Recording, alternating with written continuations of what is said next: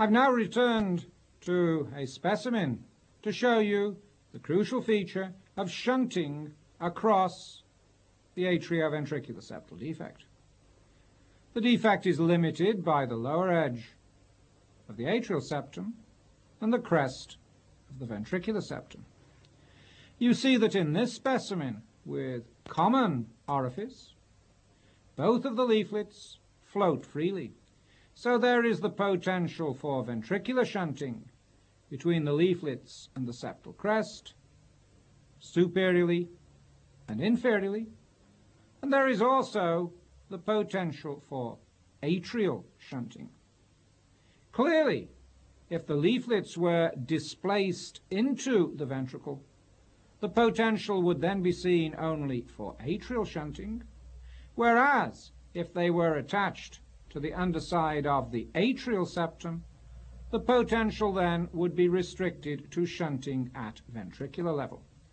And that is exactly what we're going to see in the next two specimens. So we've now returned once more to our ostium primum defect, and now you see very beautifully how the superior leaflet and the inferior leaflet are firmly fused to the septal crest.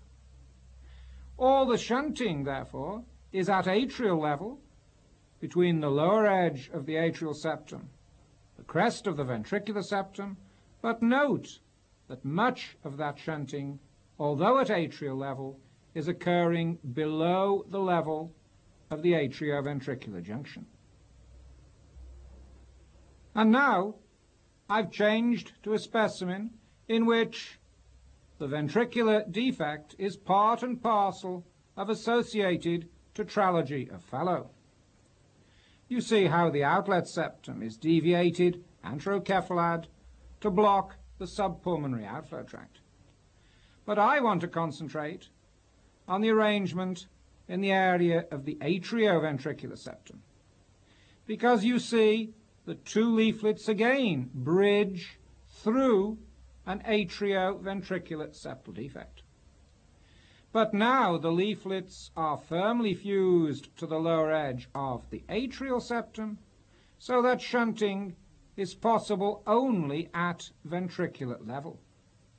And then note that when we look into the left ventricular outflow tract, we can clearly see we are dealing with an atrioventricular septal defect, because the left atrioventricular valve is part of a common atrioventricular valve with a trifoliate left component, superior and inferior bridging leaflets, the small mural leaflet with the obvious zone of apposition between the left ventricular components of the two leaflets which bridge the ventricular septum.